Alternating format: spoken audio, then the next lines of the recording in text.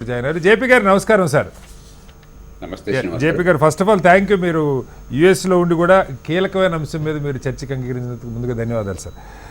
JP గారు, మీరు ముఖ్యమంత్రి గారు మాట్లాడింది చూసుంటారు. మీరు దశాబ్దాల నుంచి చెప్తున్న మాటలు మొత్తం కుల్లా ఆయన ముందు పెట్టి నెలకి 18,500 కోట్లు నాకు ఆదాయం వస్తుంది, అందులో 7,000 కోట్లు అప్పుల మీద వడ్డీలు, 5,500 కోట్లు జీతాలు, ఇంకొక 6,000 కోట్లలో పెన్షన్లు, లేకపోతే షాదీ ముబారక్లు, రైతు భరోసా, రైతు రుణమాఫీ, సంక్షేమ పథకాలు ఖర్చు అవుతుంది.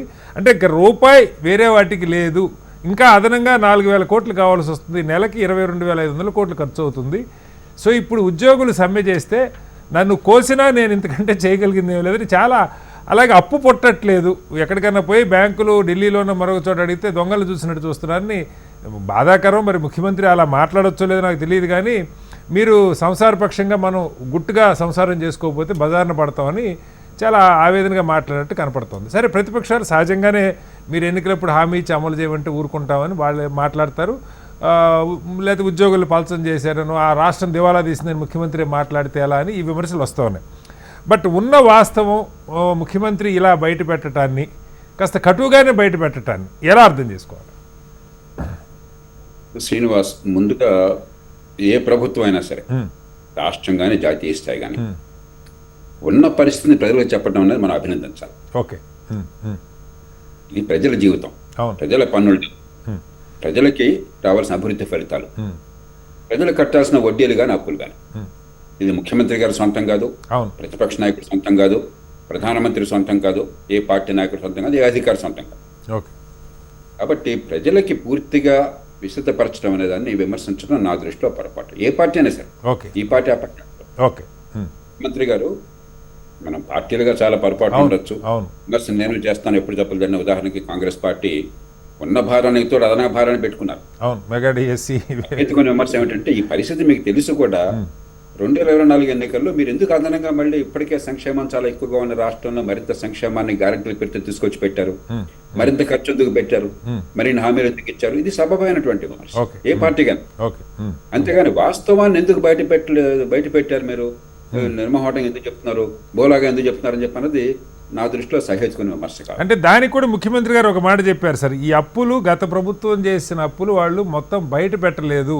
2 లక్షల కోట్లు బడ్జెట్ చూపిస్తూ 4 లక్షల కోట్లు అప్పు ఉన్నారు, తీరా చూస్తే బడ్జెట్ అసలు అంత లేదు, అప్పులేవో 8 లక్షల కోట్ల దాకా ఉన్నాయని ఆయన చెప్తున్నారు. సరే, దానిలో లోతుపాట్లు నేను వెళ్ళట్లేదు. అది గడుస్తానమే కానీ వాస్తవంగా అదే పార్టీ చెప్పిన కూడా. ఎందుకంటే వాళ్ళు దాచిపెట్టే ప్రయత్నాలని ప్రభుత్వాలు చేసినా కూడా ఒక స్థాయిని మించి దాచిపెట్టారు. ఉదాహరణకి ఎఫ్డిఆర్ లోక్సత్తానే ఎన్నోసార్లు పరిస్థితి ఎట్లా ఉందని బహిరంగంగా ప్రకటించారు. మరి నాకు తెలిసిన సమాచారం, మీకు తెలిసిన సమాచారం ప్రభుత్వానికి ఎందుకు తెలియదు, పెద్ద పార్టీలకు ఎందుకు తెలియదు? తెలుసు. తెలుసుకున్న కోరికలాక దాన్ని పక్కన పెట్టి రాజకీయ ప్రయోజనాల కోసం చేస్తారు. కాబట్టి దానిలోకి మనం వెళ్ళదు. మొట్టమొదటిది ఏదో రకంగా చర్చను తీసుకురావడం అవసరం. పరిష్కారం మళ్ళీ ప్రజల నుంచి, రాజకీయ ప్రక్రియ నుంచి, ప్రభుత్వాల క్రమశిక్షణ నుంచి వస్తుంది. రెండోది, వీళ్ళనే వాళ్ళనే ఒకరిని బ్లేమ్ చేయడం అనవసరం. మనం ఖచ్చితంగా ఆర్థిక క్రమశిక్షణ గాడి తప్పాం. తెలంగాణ రాష్ట్రం ఏర్పాటు అయినప్పుడు 2014వ సంవత్సరంలో దేశంలోనే అత్యధికంగా మిగులు ఉన్న రాష్ట్రం తెలంగాణ. 1,16,000 కోట్ల రూపాయలు 5 ఏళ్లలో రెవెన్యూ సర్ప్లస్. దాన్ని 14వ ఆర్థిక సంఘం, మన రాష్ట్రానికి చెందినటువంటి, తెలుగు ప్రజలకి చెందినటువంటి వేణుగోపాల్ రెడ్డి గారు అధ్యక్షుడిగా ఉన్న ఆర్థిక సంఘం అంచనా వేసింది. అలాంటిది కాలక్రమేణా ఏమైంది? 2 జరిగినాయి. ఒకటి, సంక్షేమ పథకాలు బాగా అమలు చేశారు. ఆ పార్టీ కానీ ఈ పార్టీ కానీ వాటి అమలు బాగా పెరిగింది. ఒకటి, సంక్షేమం కోసం అమలు చేశారు. రెండోది, దుబారా ఖర్చులు పెట్టారు. రేపన్నది లేనట్టుగా ఇప్పుడు ప్రభుత్వంలో ఎవరు డబ్బుని, ప్రజాధనాన్ని వినియోగించినా కూడా మనం సొంత డబ్బు విషయంలో ఎంత పొదుపుగా ఉంటామో, నిజాయితీగా కష్టపడి సంపాదించుకున్నవాడు చాలా పొదుపుగా ఉంటాడు. దేశాన్ని దోచుకున్నవాడు దుబారా చేస్తాడు. రాజకీయ పార్టీలు కానీ ప్రభుత్వాలు కానీ ప్రజల డబ్బు ఇది. సామాన్య ప్రజలు కష్టించి చెమటోడ్చి వాళ్ళ పన్నుల డబ్బుని మనకి ఇచ్చారు. ఆ ప్రజలకు ప్రయోజనాల కోసం ఖర్చు పెట్టాలని దుబారా ఖర్చు పెట్టే హక్కు మనకు ఎవడిచ్చాడు? అంచేత కేవలం సంక్షేమమే కాకుండా దుబారా ఖర్చు రోజువారీ పరిపాలనలో కానీ, అంటే ఏమాత్రం పొదుపడుతనం లేకుండా పోయింది. అన్ని రాష్ట్రాలు ఎట్లా తగలడింది, ఈ రాష్ట్రం ప్రత్యేకంగా అంటలేదు, ముఖ్యంగా తెలుగు రాష్ట్రాలు ఎట్లా తగలడింది. దాంతోపాటు అభివృద్ధి పేరుతో పెట్టే పెట్టుబడి, క్యాపిటల్ ఎక్స్పెండిచర్ అంటాం, మూల పెట్టుబడులు కూడా నేను ఎన్నోసార్లు చెప్పాను, మళ్ళీ మళ్ళీ ఈ మధ్యకాలంలో మాట్లాడలేదు, ఎందుకంటే అంతా అయిపోయిన తర్వాత దొంగలు పడ్డ 6 నెలల కుక్కను పడితే ప్రయోజనం ఉంది. అవును. కాళేశ్వరం ప్రాజెక్ట్ కానీ అతను చెవుల ప్రాంతం కానీ అవును. నీటిపారుదల అవసరమే కానీ పెట్టే ఖర్చు వచ్చే ఫలితం చూసుకోకుండా ఖర్చు పెడితే ఖర్చు కనిపిస్తుంది, ఫలితం ఉండదని చెప్పి మొట్టమొదటి నుంచి నేను ఘోషించాను. ఒకటి ఫలితం లేని ఖర్చు, దుబారా ఖర్చు ఒక పక్కన, ఫలితం లేని ఖర్చు ఒక పక్కన. ఓకే. వీటితో అనవసరంగా ఆర్థికంగా కాస్త ఇబ్బందుల పైన వాస్తవం. ఓకే. దానికి కాంగ్రెస్ ప్రభుత్వం మరింత జోడించింది. ఓకే. ఓకే. అదనంగా మళ్ళీ నా అంచనా ప్రకారం దాదాపు 65,000 కోట్ల రూపాయలు ఏడాదికి వాళ్ళు ఇచ్చిన హామీల్లోనే సరిపోతాం. ఓకే. ఇంకా మిగతావి ఈ గ్యారంటీలు కాకుండా చెప్తే ఇంకొక 30,000-40,000 కోట్లు అవును. ఏడాది. కాబట్టి దీంతో ఏమైంది, మరింత కష్టమైంది. ఓకే. అంచేత నిజాయితీగా ఆర్థిక క్రమశిక్షణ దెబ్బతిందని గుర్తుంచుకోవాలి. ఓకే. అయితే మూడోది నిరాశ అక్కర్లేదు, ఎందుకంటే తెలంగాణ ఇప్పటికి కూడా చాలా సంపన్న రాష్ట్రం. ఓకే. తలసరి ఆదాయంలో అగ్రస్థానం ఉన్న రాష్ట్రం. కానీ హైదరాబాద్ అనే మహానగరం మనకు కల్పన. ఒక చిన్న రాష్ట్రానికి పెద్ద నగరం అంటగా ఉంది. పెద్ద నగరాలు ఇతర రాష్ట్రాలకు మన బొంబాయి ఉంది, చెన్నై ఉంది, మరి బెంగళూరు ఉంది. కానీ ఆ రాష్ట్ర జనాభా పోలిస్తే ఆ నగర జనాభా అంత ఎక్కువ కాదు, మనకి అట్లా కాదు. 4 కోట్ల జనాభాలో మరి 3 కోట్ల 80 లక్షలు అంతా చెప్తున్నారు. దానిలో 1,15,20,20 హైదరాబాద్.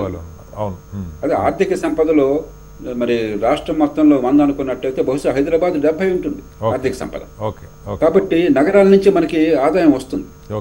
కాబట్టి ఇప్పటికి కూడా నిరాశపడక్కర్లేదు, కాస్త క్రమశిక్షణ పాటిస్తుంది. ఎందుకంటే 7-8% ఎలాగో పెరుగుతున్నాం. మీకు దేశంలో ఇతర ప్రాంతాల కంటే తెలంగాణ అభివృద్ధి రేటు మరింత ఎక్కువగా ఉంది, కానీ తక్కువగా ఏం లేదు. దేశం అంతా 7% అయితే మనం 8-9% సాధించడం పెద్ద కష్టం కదా. అలా సాధించడం ఏమవుతుంది, 9-8% వచ్చింది అనుకుందాం, మనకి తక్కువగానే వేసుకుందాం. 4-5% ఇన్ఫ్లేషన్తో ఏమవుతుంది, 12% మీకు నామినల్ గ్రోత్ అంటాం. అంటే కనీసం 12% మీకు అదనంగా ఆదాయం ప్రతి సంవత్సరం పెరుగుతుంది. కాబట్టి ఏమవుతుంది, కొంచెం సాంకేతికమైన కూడా కొంచెం ఓపిక పట్టండి.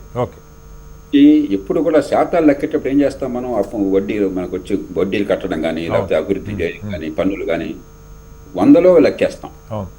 ఎప్పుడైతే ఈ హారం పెరుగుతూ ఉంటుందో, మీకు సంపద పెరుగుతూ ఉంటుందో, రాష్ట్రంలో ప్రభుత్వానికి ఆదాయం పెరుగుతూ ఉంటుందో, కొంచెం ఈ లవాన్ని కొంచెం అదుపు చేసినట్టయితే, ప్రతిరోజు మళ్ళీ దుబారా చేయకుండా, ప్రతిరోజు పిచ్చి పిచ్చి ఖర్చులు పెట్టకుండా, కాస్త ఆలోచించి ఆచితూచి ఖర్చు పెట్టినట్టయితే, అదనపు ఖర్చులు పెట్టకుండా ఉంటే 4-5 ఏళ్ళలో సర్దుకుపోతుంది. కాబట్టి ఏమీ నిరాశ అక్కర్లా, ఖచ్చితంగా దీని నుంచి బయటపడవచ్చు. కానీ ఆర్థిక క్రమశిక్షణ కావాలి. కనీస క్రమశిక్షణ ఏమిటంటే, అప్పు చేసిన డబ్బుతో మేము చచ్చినా కూడా తాత్కాలిక రోజువారీ ఖర్చులు పెట్టాం, అప్పు చేసే పప్పు కూడా తినాం. అప్పు చేసిన ప్రతి రూపాయి కూడా రేపు పొద్దున్న రాష్ట్ర భవిష్యత్తు పనికి వచ్చేట్టుగా చాలా జాగ్రత్తగా ఆచితూచి పెట్టుబడులు పెడతాం, ఆదాయాన్ని పెంచే రీతిలో పెడతాం అనే రీతిని కనుక క్రమశిక్షణ పెట్టుకున్నట్టయితే ఇది 4-5 ఏళ్లలో సర్దుపట్టవుతుంది. చేత దీన్ని పార్టీల విమర్శ అనుకోకుండా నేను మనం చేస్తున్నాను, అందరికీ దీనిలో భాగస్వామ్యం. మనకి తెలుగులో సామెత ఉంది, తెలా పాపం తలా. కాబట్టి ఈ పాపంలో భాగస్వాములు కాని వాళ్ళు లేరు.